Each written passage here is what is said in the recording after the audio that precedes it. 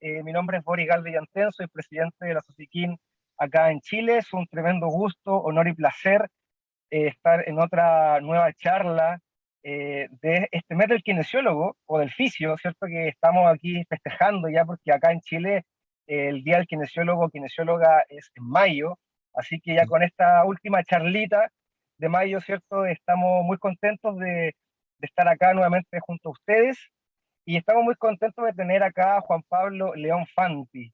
La verdad es que cuando te escuché por primera vez, fue, si no me equivoco, en una charla que hiciste con un osteópata español, eh, Puede ser, puede ser. Frankie, puede ser o no, Con Frankie, sí, Frankie con Rocher, Frankie, sí, sí. Frankie tiene ahí un programa bien interesante de osteopatía y la verdad es que coincido. escuché de la tensegridad y la osteopatía, la verdad es que me voló la cabeza y sentí que era muy importante conversar y profundizar en el tema. Así que tenemos acá, cierto, frente a Juan Pablo León Fanti. Él es kinesiólogo y fisiatra, es osteópata también, docente de pregrado y posgrado, y también es autor del libro Osteopatía y Tensegridad, un libro que lo recomiendo tremendamente para todos Gracias. aquellos que estamos incursionando en la osteopatía. Así que, querido, bienvenido, gracias por esta propuesta y por esta No, oportunidad de escucharte. no, Boris, gracias a vos por la invitación. Vamos a hacer una charla introductoria al tema. Es un tema que, como bien decías vos, podemos estar hablando horas y horas. Con Frankie mismo, no cuando fue lo del programa, pero con Frankie, una vez que tuvimos que nos juntamos, éramos como 5, estaba Frankie, estaba Jorge Aranda también, estaba Daniel Sarnataro, estaba Saúl Hernández de México también, estuvo como 5 horas hablando, claro. Nos dejaron así como diciendo, bueno, hablen lo que quieran y estuvimos horas y horas. Vamos a tratar de hacer algo más acotado hoy, a ver, introducirnos en el tema, dejarnos algunos tips, algunas pautas como para poder el día de mañana, si queremos, seguir desandándolo. Y si te parece, Boris, vos me dirás, al final, si querés, podemos abrir el espacio, si querés, desde el chat para preguntas o como quieras, como para hacerlo más interactivo, ¿te parece? Bien, perfecto. Bueno, vamos entonces adelante. Comparto pantalla yo. Vamos para adelante. Vamos a compartir acá. Así arrancamos. Muy bien. Vamos a poner esto acá. Ahí. École. Bueno, entonces, el tema que hoy nos trae es la relevancia del concepto de tensegridad en kinesiología. Este es un tema que en lo personal me apasiona mucho. Realmente me metí de lleno, eh, sobre todo buscando las raíces de todo lo que hacemos. Por eso me gusta tanto el logo, ¿no? El que tienen ahí en SOSIKIN. Me parece una genialidad el diseño.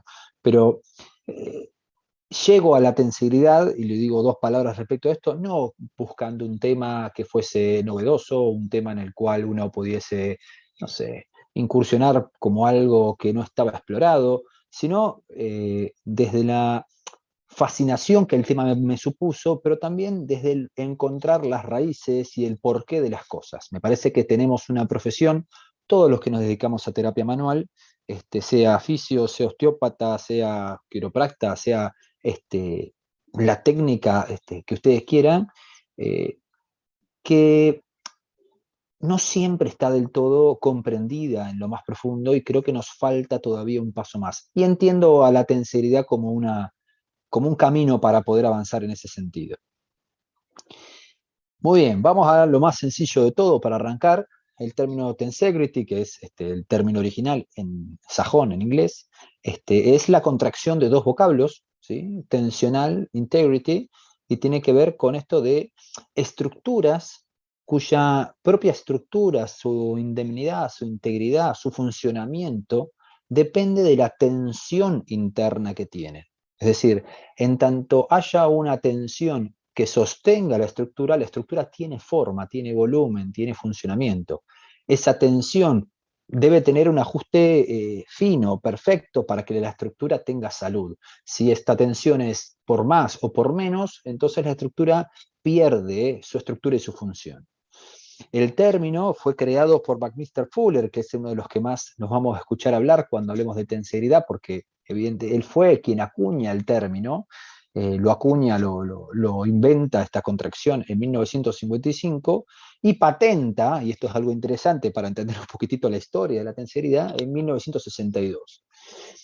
¿Por qué menciono que haya sido él y cómo él lo patenta? Porque en realidad la idea de la tensegridad, o la idea de una estructura, si se quiere, de estas características, es creada por Kenneth Nelson. Kenneth Nelson es un artista plástico, allá por el 1948 estaba estudiando en la Universidad de Black Mountain College, en Carolina del Norte, en Estados Unidos, y tiene la posibilidad de que ya un consagrado, estaba en ese momento en la cresta de la ola como diseñador, innovador y demás, Buckminster Fuller vaya a dar unas conferencias a la universidad. Y sobre estas conferencias, sobre la lógica que plantea Fuller, es que Kenneth Nelson inventa, crea una figura, una estructura con estas características que vamos a ver a continuación. Es bastante particular porque vamos a leer después unas palabras de Buckminster Fuller. Él, cuando ve la estructura, ve realizado, materializado una investigación que había hecho durante años, pero que nunca había sabido cómo poder materializar. Y Kenneth Nelson lo logra. Y ahí hay un tema maestro-alumno donde Fuller medio que lo convence a Kenneth Nelson de que es espectacular lo que hizo, pero que todavía no se mande al frente como diciendo, bueno, yo hice esto, y medio como que al inventar Buckminster Fuller el término tensegridad, deja que todo el mundo crea que en realidad lo inventó él. De hecho, se genera una especie de riña entre docente y alumno, que durante muchos años tardó en saldarse. De hecho, fíjense que Kenneth Nelson patenta no tensegridad, sino compresión flotante, que fue lo que él patentó, recién en el 65, cuando Buckminster Fuller había patentado tensegridad en el 62. Y de hecho en el 63 hay otro autor que por fuera de esta historia también estaban generando diseños similares.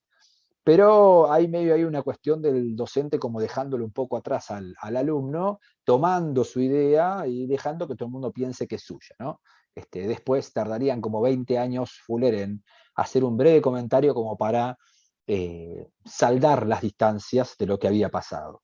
La verdad es que, si bien la estructura primaria, original, donde todo esto cobra forma, es de Kenneth Nelson, es cierto que surge de la interacción entre ambos. Digamos, probablemente Kenneth Nelson no hubiese hecho esa creación si no hubiese habido un docente como Buckminster Fuller que había traído toda una investigación previa, y Buckminster Fuller tampoco habría llegado a hacer ese tipo de estructura sin ese alumno que dio el paso más adelante. Es que Buckminster Fuller diría después, dice, durante 21 años antes de conocer a Kenneth Nelson ya había estado saqueando los conceptos de tensegridad, él ya había estado estudiando esto, pero a pesar de mi descubrimiento, denominación y más, y les nombro este texto de forma así como, digo bien, textual, él habla el desarrollo de la geometría vectorial multidimensional y la tensegridad tridimensional, no había podido descubrir la tensegridad simétrica, multidimensional de 4, 5 y 6 ejes. ¿Qué es lo que hace? Es Kenneth Nelson. Ahí los tenemos a los dos. Arriba lo tenemos a Buckminster Fuller y abajo, en su estructura, que es una X-column, se llama, lo tenemos a Kenneth Nelson. Esta es la estructura, la que tenemos ahí, que crea Kenneth Nelson, que parece simple, pero en realidad tiene un montón de propiedades que es necesario que empecemos a descubrir. Este término de geometría multivectorial o geometría vectorial multidimensional es fabuloso, porque en realidad podemos aplicarlo a todo el diseño biológico que existe. Ahí tenemos algunos ejemplos de cómo la geometría se mete y está íntimamente relacionada con todo lo que tiene que ver con el diseño de la vida. La primera imagen que tenemos ahí arriba es la molécula de agua, que justamente tiene un diseño tetraédrico. El tetraedro es un montón de cosas, es uno de los sólidos platónicos, para decir, es el único sólido platónico autoconjugado, es una de las figuras tridimensionales, o la figura tridimensional más simple que existe. Fíjense que está formado por 4 triángulos, El triángulo, a su vez, es la figura bidimensional más sencilla que existe, y la menor cantidad de triángulos posibles para formar una estructura tridimensional forman el tetraedro. O casualidad, es la forma de la molécula del agua, una molécula que después de viajar miles y millones de kilómetros, aterrizamos en cualquier planeta, como estamos ahora en Marte, recorriendo por dos lados distintos, ¿no? Y lo que estamos buscando es, ¿hay agua? ¿No hay agua? Porque si está esta molécula, que o casualidad tiene esta forma tan fácil de crear o tan sencilla a nivel geométrico, bueno, entonces seguramente habrá vida. Otra estructura que tiene también este diseño tetraédrico es la segunda molécula que tenemos acá, que le saqué a propósito el diseño. Ese es un átomo de carbono. O casualidad, toda la bioquímica, todos los seres vivos tienen su estructura molecular de base hecha sobre el carbono. Somos seres construidos sobre el carbono que, o casualidad, tiene un diseño atómico donde distribuye sus valencias como un tetraedro, como una forma geométrica más simple. Fíjense que estamos hablando del solvente universal, que es el agua, y del carbono, que es el elemento básico de la vida, y son las geometrías más sencillas que existen. Y sobre esa geometría, que es la más sencilla de todas, se estructuran geometrías más complejas. Otra estructura muy simpática que también nos va a dar que hablar, y la tenemos al lado, si la reconocen, esta molécula, es la molécula del adenosín trifosfato. ¿Sí? Si la recordarán, el adenosín trifosfato, el ATP, es la molécula de cambio energético que tiene el cuerpo. Y siempre hablamos que en tanto se van escindiendo los grupos fosfato, vamos liberando energía. Pero estos grupos fosfato, o casualidad, cada grupo fosfato es un tetraedro. Es un fósforo unido a 4 oxígenos que forman una estructura tetraédrica. Entonces, ya va perdiéndose esta casualidad de las cosas, sino que al contrario, tenemos ahí un patrón, podemos observar cómo en realidad la naturaleza, la biología, el diseño, se va repitiendo con una lógica estructural. A partir de acá vemos que en realidad la geometría, para aquellos que les guste textos como, por ejemplo, qué sé yo, tenemos la geometría sagrada, o todos aquellos que estén viendo la proporción áurea y demás, van a ver que en realidad en muchas estructuras biológicas, como la caracola, que es un ejemplo claro de la proporción áurea, o mismo como que es el panal de abejas con su estructura hexagonal, mismo cómo crea una estructura de tensión perfecta la telaraña, y el último es la fascia, que no deja de ser un diseño geométrico que tiene una cierta fractalidad, que después veremos cómo es, pero tiene un diseño matemático, y sobre ese diseño matemático nosotros podemos interactuar. A ver, que quede claro, no es acá el objetivo de decir, bueno, está bien, hablamos de, porque podríamos estar hablando, ¿no? De geometría sagrada, podríamos estar hablando de diseño, y demás, pero nuestra intención en la charla es poder decir, bueno, ¿cómo podemos volcar esto a algo que a mí, en lo que es la evaluación, en la terapéutica, también me sirva? ¿Sí? Porque está todo lindo como para poder saberlo así y sorprendernos y maravillarnos, pero tenemos que bajarlo a la clínica, al día a día con mi paciente. Entonces, tiene que haber, o tendríamos que encontrar, cuál es la relación que tiene esta geometría con la forma en la cual evaluamos y tratamos a nuestro paciente. Y ahí es donde entra la tenseridad. La fascia que tanto hemos hablado, y yo sé que han tenido unas charlas espectaculares en lo que va de este mes, la última que tuvieron con Pilat, no es una excepción, por supuesto, digo, justamente lo traigo a colación, hablando de la fascia, todas las propiedades de las fascias, todas, derivan de su estructura geométrica fractal. Este caos fractal que es la fascia permite que sea una estructura que es viscoelástica, permite que sea una estructura que tenga propiedades tixotrópicas, que tenga propiedades piezoeléctricas sobre todo.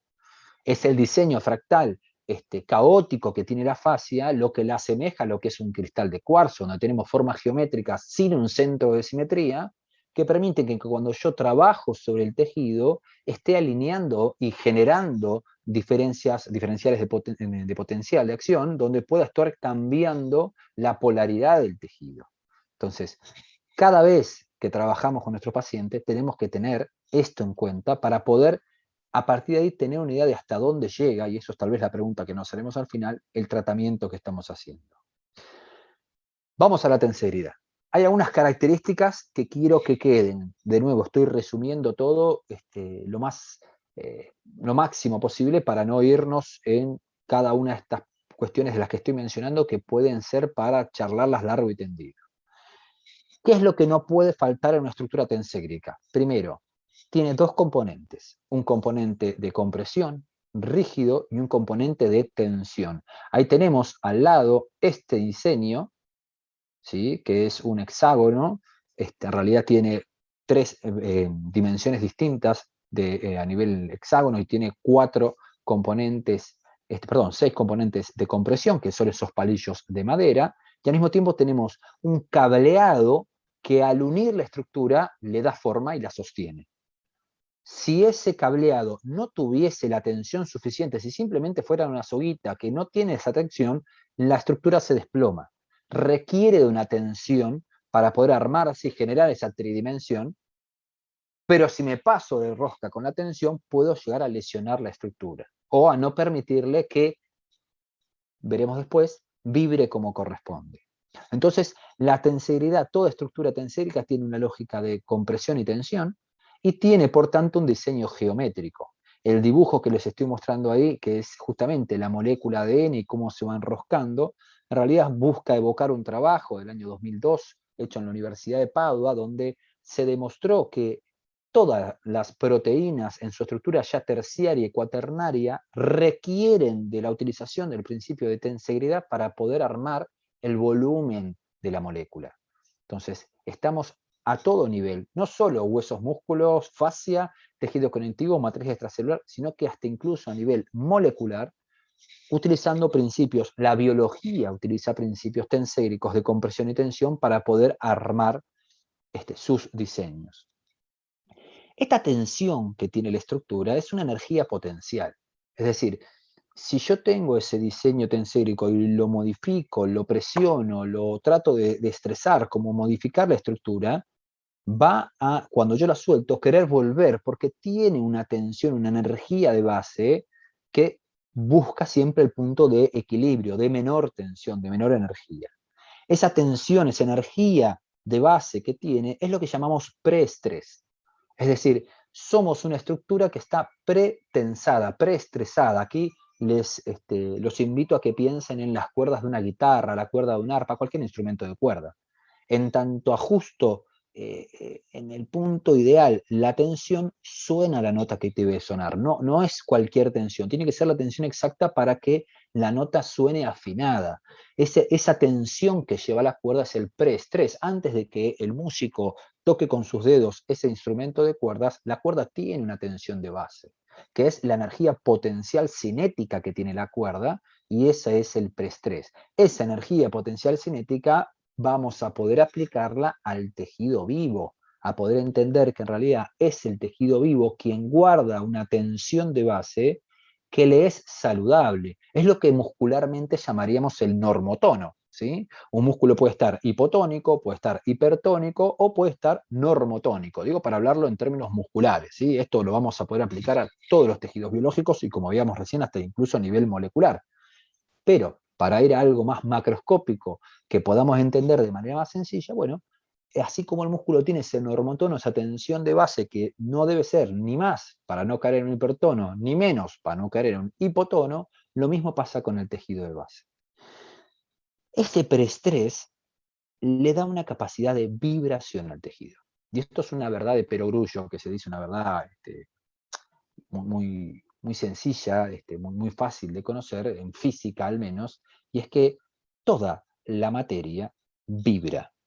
Y toda la materia vibra justamente porque está en movimiento en un juego de tensiones que son desde moleculares, atómicas, subatómicas, macroscópicas, tisulares, orgánicas, musculoesqueléticas, vayan al plano que quieran, que siempre hay un juego de tensiones que permite que esa materia, llámese tejido vivo, vibre. Y esta vibración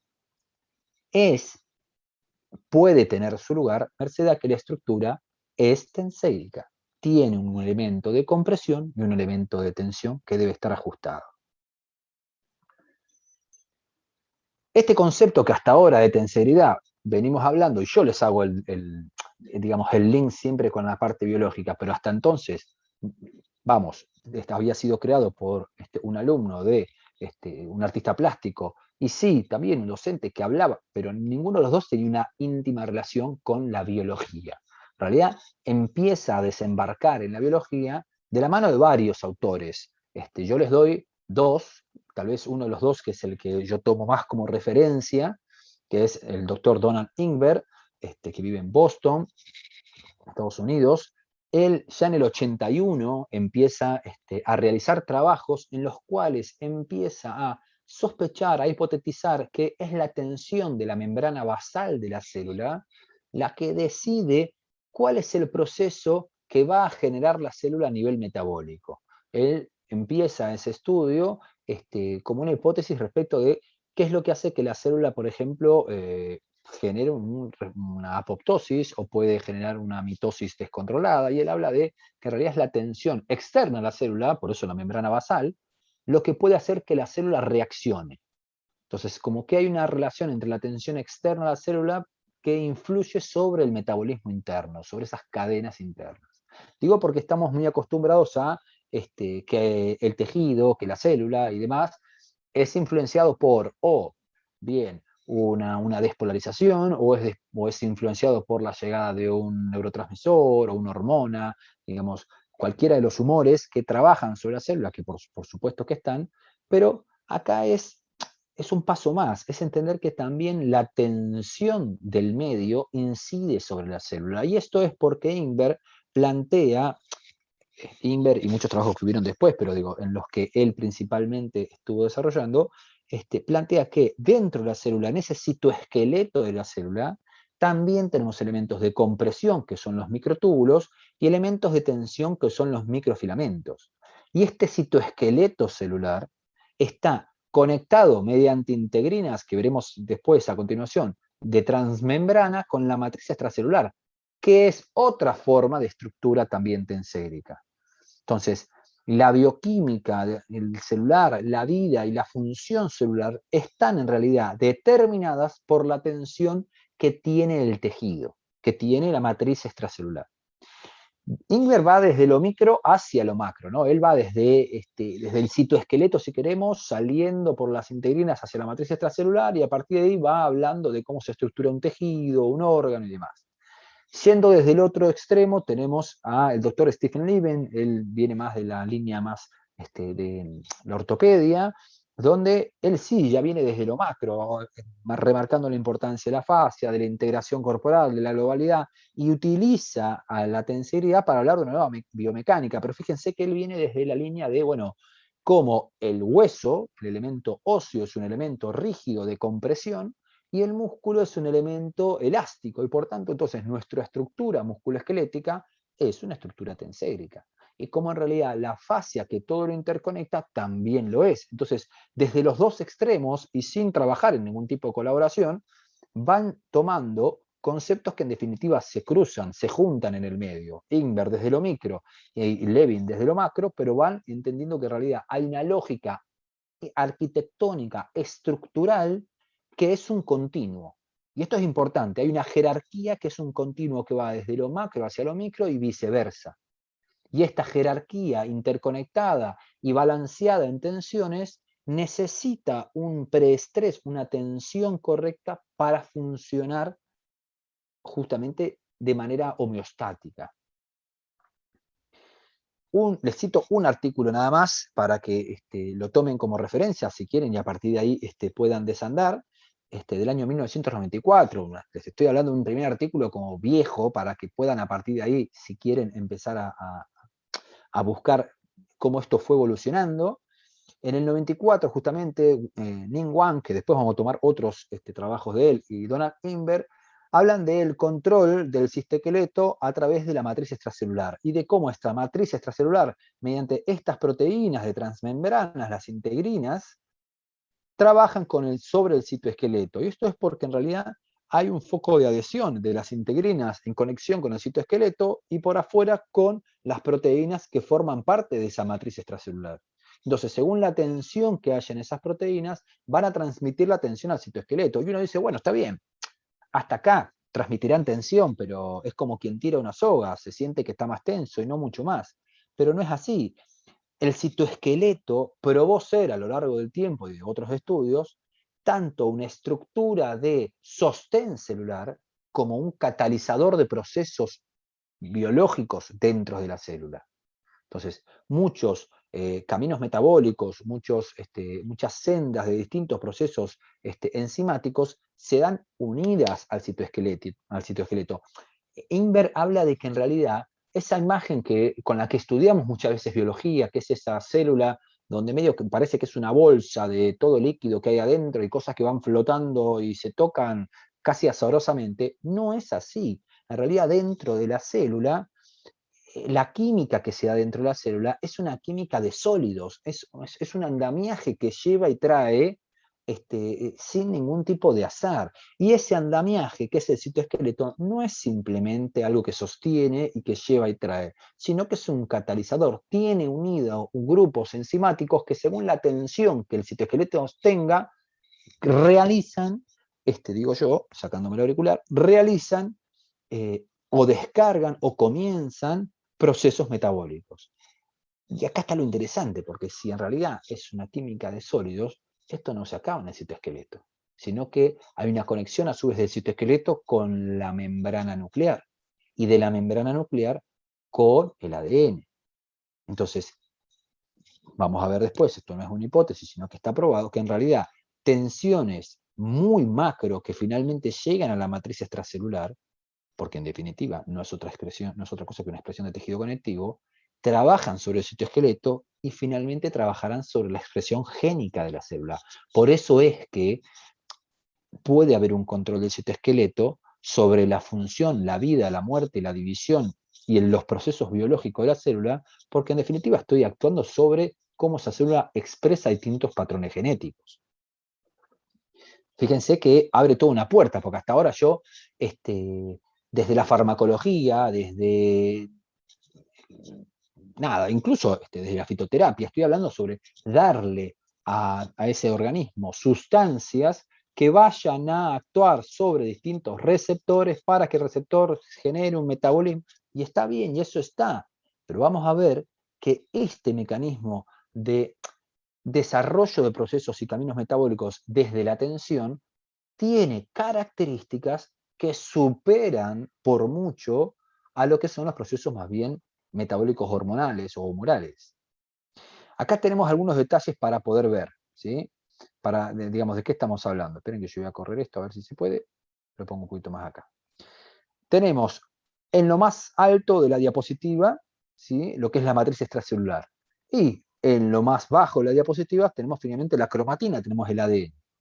Fíjense cómo las integrinas marcadas acá, la proteína de transmembrana, conectadas a esta matriz de colágeno y fibronectina, esta matriz extracelular, transmiten la tensión a un lugar, un proceso, una estructura molecular que se llama adhesión focal, que lo que va a hacer es despertar, transmitir esta tensión al citoesqueleto, y a su vez el citoesqueleto posee en distintas porciones lo que se llama store response change, que son tirosina quinasas que generan procesos metabólicos. Pero así todo está conectado también con la membrana nuclear, que a su vez está conectada con el ADN.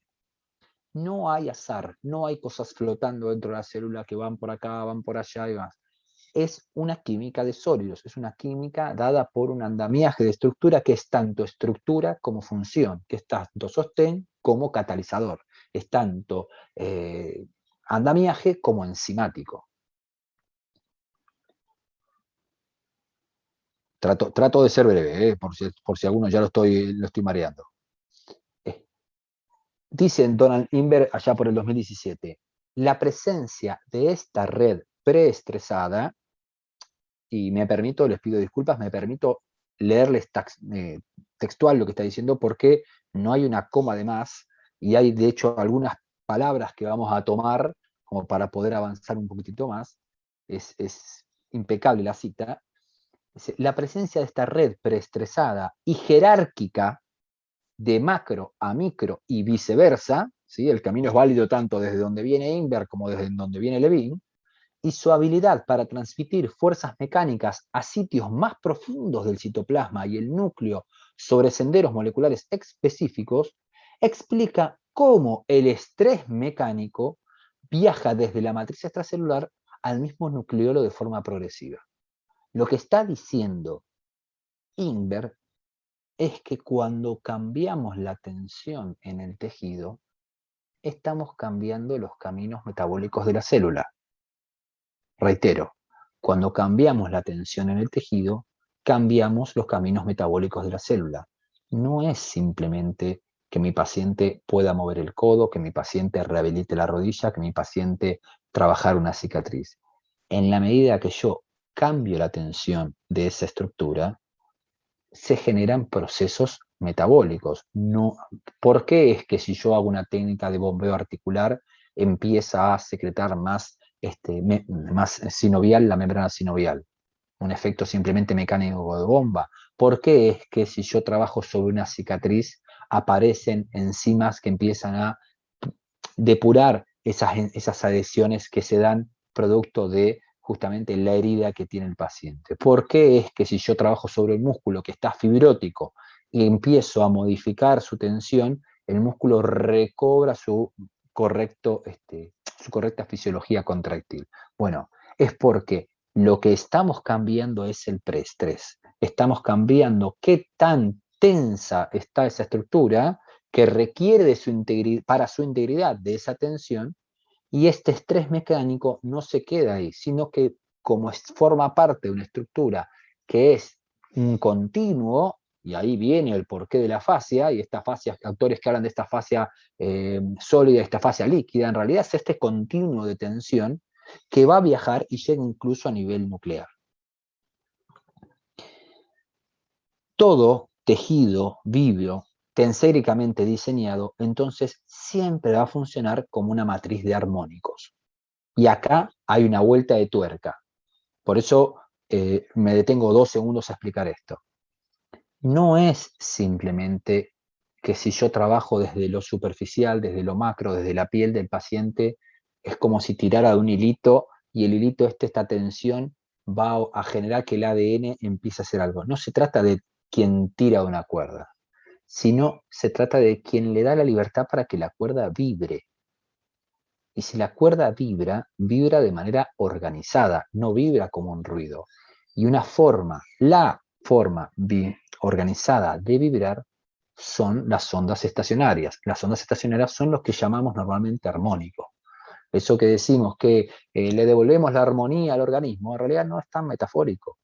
Estamos permitiendo que el tejido vibre como corresponde. Y si el tejido vibra como corresponde, se compone como una matriz de armónicos. Y los armónicos tienen una lógica matemática, una lógica física. Entonces tenemos una herramienta desde la física y desde la matemática para poder explicar qué es lo que estamos haciendo con el tejido. De hecho, tenemos, no lo voy a desarrollar acá porque es para mucho más largo, pero lo pueden ver, tenemos podríamos tranquilamente plantear desde la física de las ondas estacionarias el justificativo de cualquier técnica manual que estamos realizando, la que ustedes quieran. Técnicas oscilatorias, técnicas funcionales, técnicas estructurales, técnicas donde trabajo, qué sé yo, reposicionando el tejido, estirando el tejido, lo que ustedes quieran. Todo puede justificarse desde la física de las ondas estacionarias. Porque en realidad lo que estoy haciendo es cambiando el cómo se comporta esa matriz de armónicos. Trato de ir siempre hacia la clínica para que no les quede como algo demasiado teórico elevado. Esta es una imagen sacada de un trabajo justamente del año 2009 de Wang, de aquel autor que trabajaba con Ingber, trabaja todavía, para que ustedes miren lo siguiente. Tenemos 2 caminos. Un camino, que el que está acá arriba, que es cómo se propaga el estrés desde la matriz extracelular, acá, hasta el núcleo. Cómo esas estructuras que habíamos visto antes, ahora lo vemos de manera más esquemática, trabajan propagando, y fíjense que la propagación de la estructura me gusta, de la tensión no es una cuerda tensa, sino que es una cuerda que va haciendo ondas, porque es una onda estacionaria, como la vibración que se da en la matriz extracelular llega en la vibración y genera cambios a nivel del núcleo. Bien, y tenemos abajo, por ejemplo, cuánto tarda el factor de crecimiento al unirse a su receptor en la translocación de los segundos mensajeros para llegar a generar cambios a nivel del núcleo. Este factor de crecimiento, cuando llega a la membrana celular hasta que activa se activa a nivel genético, puede tardar de 5 a 10 segundos. 5 a 10 segundos. ¿Sí? Hay autores que plantean desde 3, pero pongámosle que fuesen 3 segundos, de 3 a 5.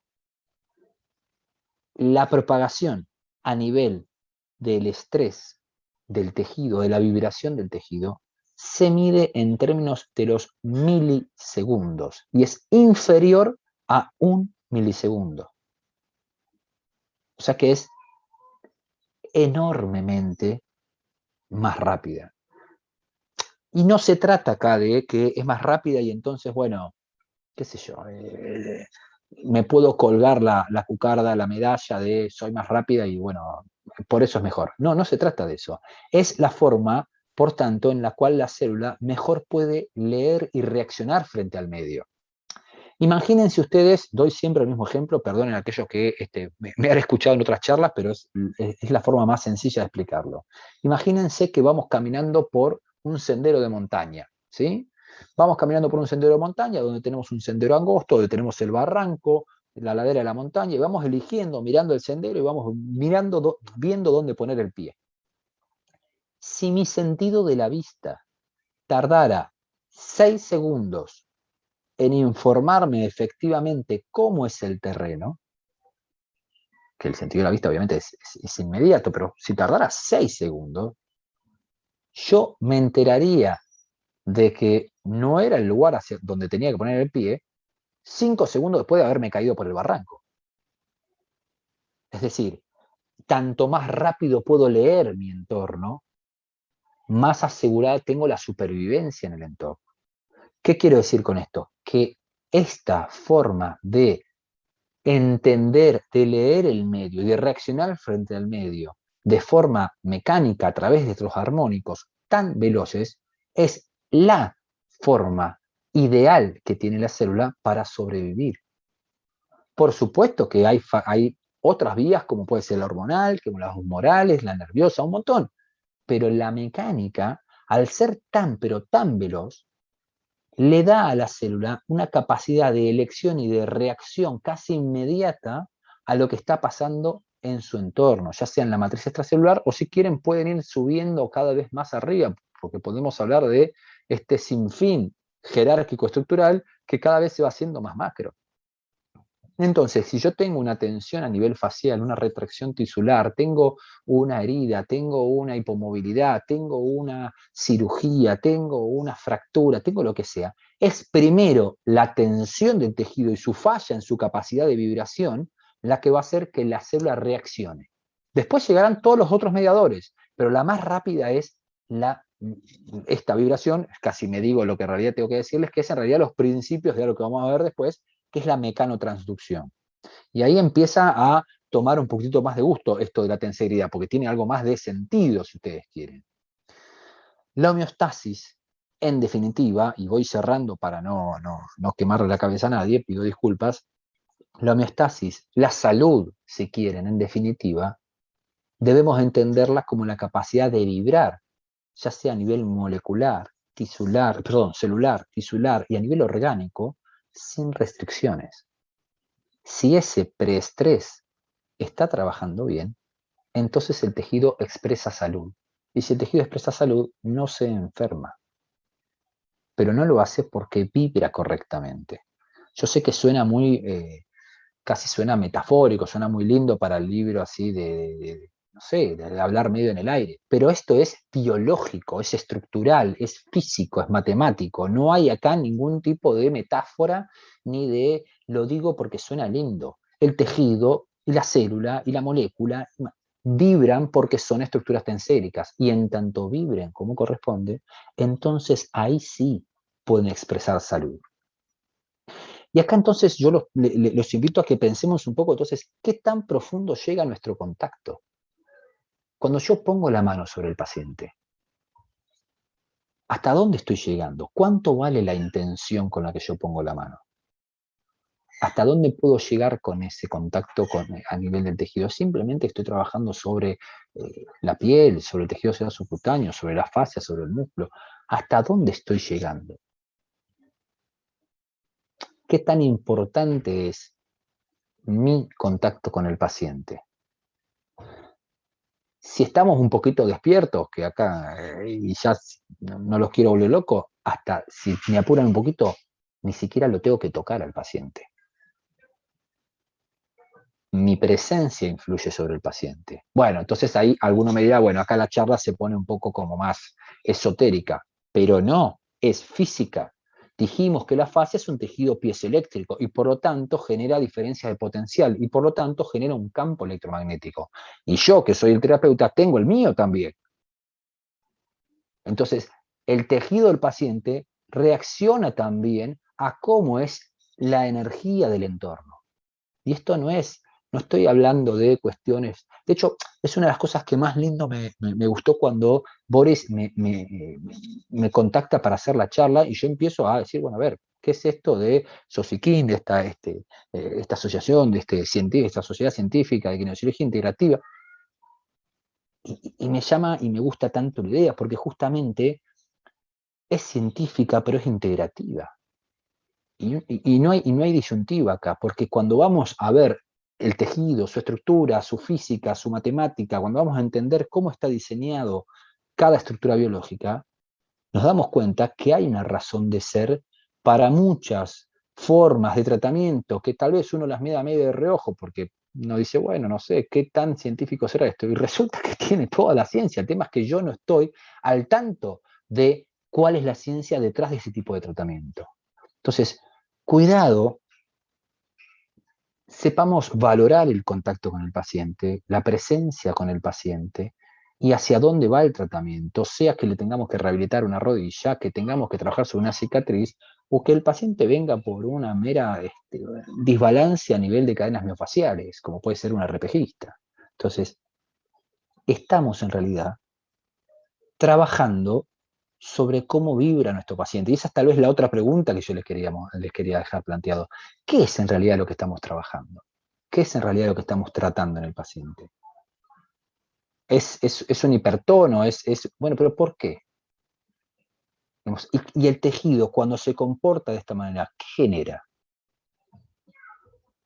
¿Por qué la célula responde a una tensión? ¿Por qué la fascia genera cambios a nivel metabólico del paciente? ¿Por qué mi paciente que vino con un proceso traumático, que a ver, no es raro en la consulta, de repente haya dejado de comer o haya dejado o esté generando un umbral del dolor menor, o haya dejado de menstruar, como muchas veces pasa, se le corta el ciclo? ¿Por qué pasa esto? ¿Qué tiene que ver la tenseridad? Bueno, atenti, porque la tenseridad es solo el primer paso. La tenseridad es simplemente rascar la superficie, por eso yo les decía que vamos a hacer una charla como para arrancar. La tenseridad es el piso sobre donde se estructura lo que es la mecanotransducción, que yo algo ya les hablé, que tiene que ver con esta matriz de armónicos y cómo estas tensiones pueden expresar tanto salud como enfermedad. Que una estructura vibre de forma armónica no simplemente si vibra o si no vibra, tiene que vibrar de forma armónica, tiene que vibrar de manera organizada y tiene que a partir de ahí poder expresar salud. Y está todo bien, y si ustedes quieren, listo, bueno, está bien, mecanotransducción, entonces el tejido, y compro, bueno, está bien.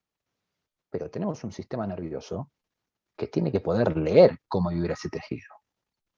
Entonces, ¿cómo hace el sistema nervioso para poder leer cómo vibra ese tejido? Bueno, ahí es donde nos abrimos la puerta y nos asomamos a un agua más profunda todavía, que es el concepto de interocepción, que no lo vamos a trabajar ahora, pero es mucho más amplio.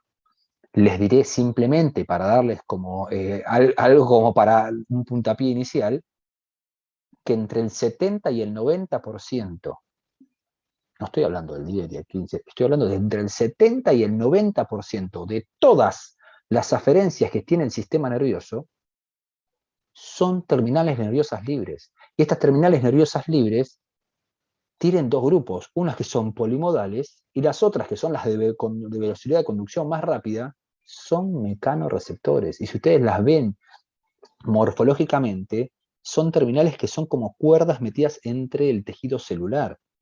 Están vibrando y según cómo vibran, informan la calidad de vibración al sistema nervioso. Bueno, pero el órgano tendinoso de Golgi, pero el uso neuromuscular, pero todos los otros receptores que también están, por supuesto, pero estarán dentro del 10 al 30% de la información aferente. El resto de la información aferente, interoceptiva, estoy hablando, ¿se entiende? Son mecanorreceptores. El sistema nervioso lee principalmente cómo está vibrando el tejido. Y uno dice, bueno, pero ¿por qué? Y porque justamente dijimos que es la forma más rápida que tiene de conocer el cómo está adaptando. Entonces ahí nos metemos en interocepción y nos metemos en los distintos niveles neurológicos que justamente están siempre en forma paralela, son los 5 loops que tiene la interocepción, constantemente leyendo cómo está el cuerpo. Y en esos 5 loops tenemos médula, tenemos romboencéfalo, es decir, una médula más alta, tenemos el mesencéfalo con la sustancia eríspida acueductal, tenemos el diencéfalo más bajo, que es donde tenemos el hipotálamo y la hipófisis, o sea que ya la forma en la cual vibra el cuerpo va a tener una repercusión hormono-humoral. Y por otro lado tenemos en un nivel más alto una corteza insular anterior que tiene dentro de sus estructuras a la corteza sensoromotoria límbica. Entonces, el cómo esté el tejido del paciente es una venida de doble mano también de cómo se da y se juega en el terreno de las emociones del paciente.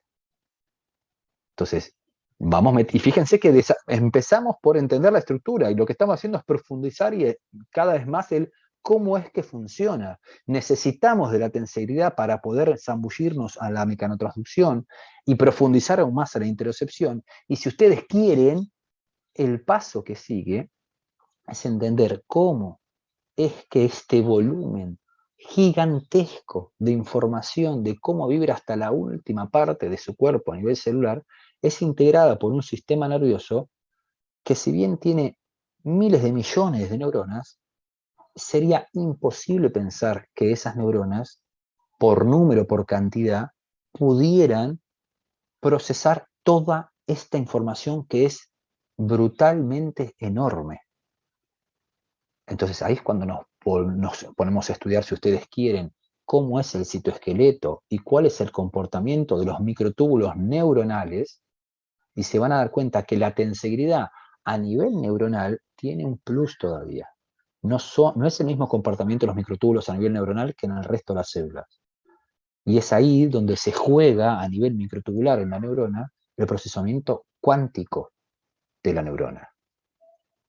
Pero ya es tema para otra conversación, otra charla, no me voy a meter acá tanto, pues ya nos fuimos. Pero les dejo como para, si ustedes quieren, desarrollar en otra oportunidad.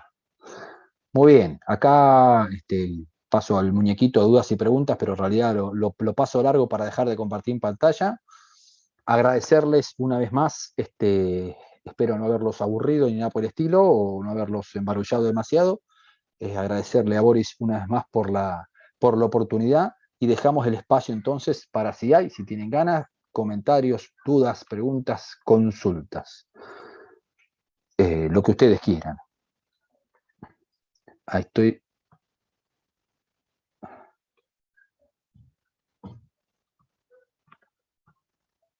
Acá veo, perdón, estoy leyendo una pregunta acá en el chat. Dice, muchas gracias, Silvia. Dice acá una pregunta, dice, la vibración que comentas, ¿podría ser algo más que del campo energético, como los meridianos de la acupuntura? Por ende, ¿el terapeuta manual tiene que ver con dicho campo energético que tan mecánico? Sí, es lo que estoy diciendo. Es justamente eso. Una de las cosas lindas que tiene la tensegridad como concepto es que en realidad es el punto donde se cruzan todas las líneas. Si venís de hacer terapia de cuencos, si venís de hacer acupuntura, si venís haciendo reiki, si venís haciendo... Bueno, podemos juntarnos a charlar, porque hay alguna lógica entre lo que dice el terapeuta que hace y en lo que en realidad el tejido tiene la capacidad de comportarse. Entonces, sí, es, a mi entender al menos, y puedo estar equivocado, que esta no es la verdad revelada, es mi forma de entender las cosas, el punto en el cual nos podemos juntar, y donde no hay dualidad, donde no hay, pero eso no es científico, o eso no es... No, es que no se trata de eso. Al contrario, es el punto donde nos encontramos y donde no podemos rechazar una cosa a la otra porque justamente tienen una misma fisiología. Dentro de las terapias manuales, ¿cuál, en tu experiencia, cuál es la que vos crees que puede tener mejor respuesta en el cuerpo? Eso no depende del terapeuta y no depende de la mejor terapia manual. Es una equivocación la pregunta, y perdón que lo diga de este modo, pero pensémoslo de este modo. La pregunta esa es como si me estuvieras preguntando, ¿cuál es la mejor técnica manual que sirve para, qué sé yo, para ajustar este tornillo? Bueno, pero a ver, es un tornillo para tornillo pala, es un tornillo fish, es un tornillo, digo, Philip, es un tornillo de cuerda, es un tornillo, hay que ver, digamos, cada herramienta es distinta porque cada paciente es distinto, entonces no hay una terapia manual mejor que la otra. En todo caso, el terapeuta lo que tiene es, sabiendo esto, es la vocación de poder conocer cuanto mayor cantidad de terapias manuales tiene o distintas formas tiene de abordar al paciente. Hay pacientes que se sentirán mucho más a gusto si yo trabajo con técnicas incluso funcionales o técnicas más de manipulación. Hay otros que se sentirán mucho más a gusto si yo trabajo con técnicas de liberación somatoemocional o trabajo con acupuntura o trabajo con, bueno, mismo el que hace Reiki. Digamos, depende del paciente. Porque en definitiva, y ahí está el otro paso, pero da para otra charla, la interocepción lo que nos enseña es que el sistema de aferencia homeostática es el que decide si lo que le está pasando al paciente es un problema o no. Y es el que interpreta y decide si lo que el terapeuta está haciendo con el paciente es beneficioso o no. Siempre, en definitiva, la respuesta no es qué terapia es, sino si la terapia va empáticamente con el paciente que la está recibiendo. ¿Sí? Entonces no hay una mejor que otra. Lo mejor es, al contrario, abrir la cabeza y poder juntar de todo lo que puedo tener a mi alrededor. Quería preguntar por lecturas, videos que recomiendan para estudiar y profundizar en la tenseridad y movimiento y entendimiento del movimiento en relación con este concepto. Bueno, a ver, ahí es muy...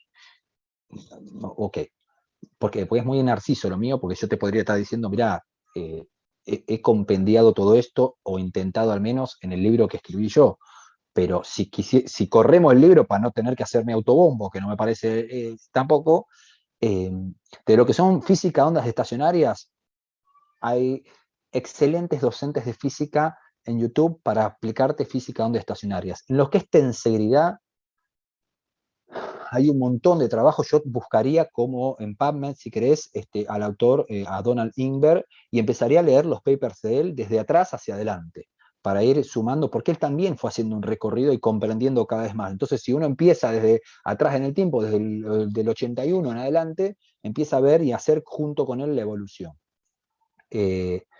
Después, te diría que empieces también, que te va a pasar de ya unos años hasta ahora, a leer, a buscar papers sobre mecanotransducción, porque es un poco el salto que han dado todos. Desde la tenseridad ha tenido que empezar con la mecanotransducción, y ahora lo que está medio en el boom es lo que es la interocepción. Si querés un texto que más o menos tenga todo esto, yo humildemente te recomiendo el libro que escribí yo, pero no porque sea mío, por Dios, andá y busca cualquiera, pero es donde este laburo que yo te estoy contando que he hecho quedó más o menos plasmado, con su sostenido y me mole, pero, a ver, suena feo, pero la verdad es que o por lo menos si querés ojear ahí cuál es la biografía, que hay cualquier cantidad de papers y de libros que se pueden llegar a utilizar. Esperen que no quiero que se me pase ninguna pregunta. ¿Qué opinas de todo lo que se habla hoy en día del hand-off más que tanto hand-on? Para mí no es... A ver, no sé si estoy en posición de poder opinar. Me parece que son justamente opiniones que depende más del paciente que del caer en una metodología. Lo que sí te puedo decir es que cualquier posición, y de hecho cualquier terapia rígida en su aplicación, termina por ser deficiente. ¿A dónde voy con esto? Si yo lo único que sé hacer es manipular, si yo lo único que sé hacer es técnicas funcionales, si yo lo único que sé hacer es acupuntura, bueno, pero, a ver, que hay un paciente para cada herramienta, para cada terapéutica. Entonces hay pacientes en los cuales necesitan del contacto y hay otros que no. Hay pacientes eh, que hay que trabajar lo mínimo indispensable y dejar que el organismo encuentre su homeostasis por el estado enorme de alostasis que tiene, y hay otros que requieren de mayor tiempo. No, no, me parece que eso es muy relativo al paciente. ¿Hay relación también con la física de fluidos? Sí, sí, a ver, pasa que depende desde dónde lo quieras mirar. Pero sí, se habla de una fase líquida y la física de fluidos, no sé a qué estás haciendo referencia en lo que es física de fluidos, pero la gran cantidad de física de fluidos que se utiliza en el cuerpo, que tiene mucho que ver con lo cardiovascular, se construye sobre la física más básica de, por ejemplo, la ley de Ohm. Entonces, ¿hay relación? Sí. En definitiva, un fluido también es un fluido que podrá ser más viscoso o más fluídico y dependerá de su estructura molecular interna. Todo está en el diseño. ¿Dónde puedo profundizar sobre el procesamiento cuántico neuronal? Mira, la primera pregunta que podrías hacer sobre el procesamiento cuántico neuronal es trabajos sobre, a ver, te mandaría de nuevo al libro porque un poco también es una construcción, ¿no? Pero trabajos sobre amebas unicelulares que son capaces de resolver laberintos o procesos lógicos. Y uno dice, bueno, pero es un organismo unicelular. Sí, pero la locura ahí es, ¿cómo puede ser que pueda generar una resolución lógica a un organismo unicelular? Porque cuando tenemos un sistema nervioso chiquito, grande, complejo, menos complejo, tenemos con quién hacer sinapsis, porque tenemos por lo menos 2 neuronas. Pero cuando el organismo es unicelular, ¿en dónde se juega esa protocognición que le permite esta toma de decisiones? Y ahí aparece entonces que en realidad la estructura que utiliza el organismo unicelular para generar esa toma de decisiones es su estructura citoesquelética, son sus microtúbulos. Y es la polaridad que tienen esos microtúbulos que a su vez están formadas por unas proteínas globulares que son las tubulinas que tienen su polaridad. Entonces, dependiendo de la polaridad de la tubulina, construyen el camino para que efectivamente el microtúbulo se estructure mecánicamente de una manera y a partir de ahí el catalizador funcione de una determinada manera. Entonces, eh, si empezamos a investigar desde lo que es el trabajo con organismos unicelulares y esta especie de protocognición que tienen, un trabajo muy famoso, como te decía, es sobre la ameba unicelular, uno empieza a decir, bueno, ¿en qué terreno se juega el discernimiento o el protodiscernimiento que puede llegar a tener este organismo unicelular? Si no tiene dónde hacer sinapsis, ¿cuál es el cerebro de una cosa que tiene una sola célula? Bueno, y ahí se empieza a entender que es dentro de su estructura molecular donde se definen estas cosas. Y esa estructura molecular es principalmente el citoesqueleto.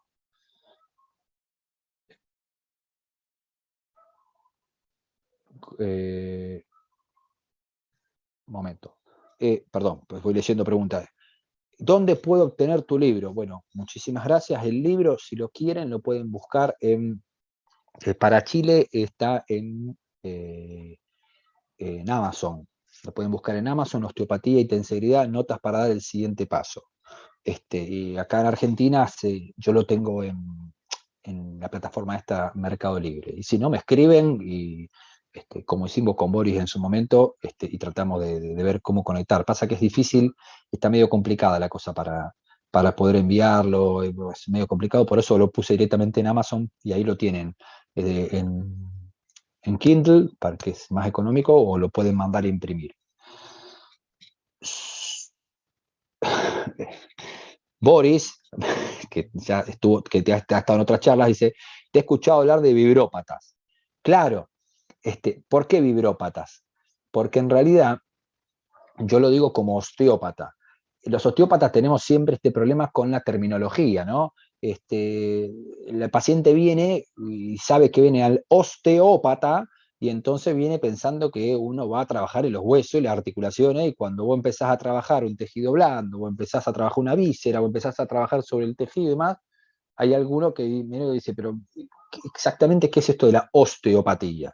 Entonces, una de las cosas que yo planteo en el libro es que en lo que a historia de osteopatía refiere, la tensegridad viene a como darle una vuelta de tuerca a la osteopatía. Es como que toda evolución siempre es un ciclo que es una espiral ascendente. Entonces, toda espiral ascendente te lleva en algún punto al punto de partida donde vos tenés que rever la partida. Tenés que revisar ya más maduro tus primeros pasos. Bueno, yo creo que la osteopatía se encuentra tensegridad mediante en esto de revisar esos primeros pasos y sus primeros pilares y conceptos. Y entonces digo, en realidad, mi pregunta es, digo, si Steele, ¿no? El creador, el descubridor, lo que usted quiera, de la osteopatía, supiera lo que nosotros sabemos hoy en día de tensegridad, ¿le pondría osteopatía? ¿Le pondría, osteopatía hace referencia etimológicamente a lo que es sensible a los huesos? ¿Le pondría sensible a los huesos? ¿O hablaría en realidad una vibropatía, de ser vibrópatas? Porque en realidad lo que estamos cambiando es la calidad de vibración del tejido. Y si Steele hubiese sabido eso, ¿elegiría todavía ese nombre? No sé. Por eso uno habla de vibrópatas en esto, más que nada, más que, a ver, que no voy a querer cambiarle el nombre a la profesión, pero sí me parece como una linda chanza, como, o una pregunta como para reflexionar sobre qué es en realidad lo que hacemos. Dice, Nicolás dice, en la combinación de terapias para devolver al cuerpo su vibración, ¿tenés alguna preferencia en el orden, manipulación, tejidos blandos, etcétera? No. No en el orden, no, en lo absoluto. Sí, lo que me ha pasado, y teniendo base kinésica y habiendo hecho después osteopatía, es que ya no uso, pero por una cuestión de cómo me gusta trabajar a mí, no uso aparatos fitoterápicos, no uso un ultrasonido, no uso una magneto, no uso, pero no porque crea que no sirven, sino porque me gusta más trabajar con las manos. Voy directamente, pero conozco osteópatas, por ejemplo, que trabajan y van mechando desde la acupuntura hasta los que hacen PNI también, está el que le manipula más. Me parece que en ese sentido es muy personal y al mismo tiempo, si bien es muy personal las preferencias que uno tenga, uno tiene que ser lo suficientemente maleable como para entender qué es lo que el paciente necesita en ese momento. ¿Sí? No, el tejido no responde siempre igual a una manipulación, a lo que puede llegar a ser un trabajo de técnicas blandas. Entonces, orden, no, eh, para nada. Tal vez tengo mi forma de trabajar, pero porque a partir de los estudios en interocepción, eh, la técnica de diagnóstico que utilizo es una técnica más posturológica, más de vertical, de entender neurológicamente qué es lo que pasa con el cuerpo y a partir de ahí entender qué es lo que realmente está necesitando el paciente. Pero que es tema para otra charla si ustedes quieren, pero no hay una preferencia. Me quedo pensando, dice María Belén, sobre la experiencia con las amebas que compartí. ¿Sería algo así como una cognición corporizada?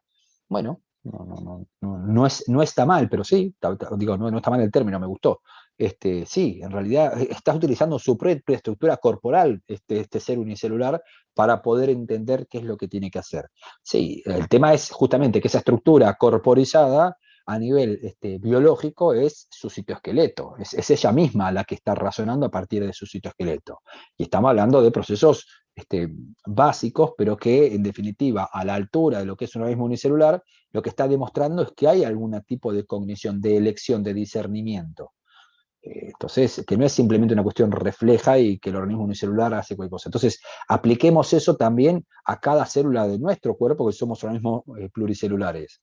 Si cada célula de nuestro cuerpo también tiene esa capacidad de, en función de lo que recibe, trabajar, bueno, pasa que esa capacidad la tendrá en función de cómo trabaje sus microtúbulos. Por eso, los microtúbulos neuronales tienen una fisiología distinta al resto de los microtúbulos celulares, son mucho más estables. En la célula está todo el tiempo armando y desarmando microtúbulos y en la neurona, en lo que es el soma neuronal, son muchísimo más estables. Ahí es donde se estaría dando ese procesamiento cuántico a nivel de las tubulinas. Perdón, María Belén, no sé si mareé más que lo que aclaré, pero sí, sería como una condición corporalizada, sí, me gustó el término, podríamos llamarlo así si vos quisieras. Ah, ok, perfecto. Bueno, gente, no sé, bueno, no, muchísimas gracias a ustedes. Para mí un placer poder compartir. Este, tienen, bueno, ahí tenían las presentaciones, el mail, cualquier consulta, cualquier duda o que quieran charlar, lo tenemos, nos podemos estar en contacto. A Dios gracias, una de las cosas que nos enseñó esta pandemia, que estamos más cerca de lo que creíamos, ¿no? Con todo esto, todos aprendimos a usar Zoom, todos aprendimos a usar todas estas tecnologías que nos acercaron tanto. No, por favor, muchísimas gracias. Esperen que voy a ver si lo puedo desmutear, porque tal vez ahí está, lo voy a desmutear, que yo creo que lo dejé muteado a Boris, por si quiere cerrar él también. No, gracias a ustedes por estar. Para mí es en serio un gustazo, ¿eh? Es como estar cerca a la distancia.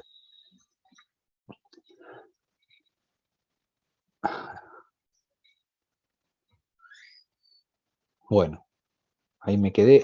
Boris, no sé si vos querés, te pregunto por el chat, si querés cerrar de alguna manera, si quedó alguna pregunta, perdón, si hay algo que quieran charlar. No, les agradezco a ustedes, ahí estoy viendo en el chat este agradecimiento, en serio, el agradecimiento es mío por la convocatoria. ¿Cerramos? Bueno, entonces cierro yo, ¿te parece bien? Así,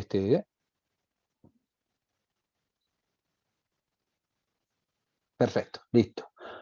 Bueno, agradecerles por la escucha atenta, por las preguntas, por el intercambio, y cuando quieran, para lo que necesiten, acá hay un compañero para poder charlar. Bueno, muchas gracias por la paciencia, por la escucha y la convocatoria. Les mando un gran abrazo acá desde Buenos Aires. Hasta luego.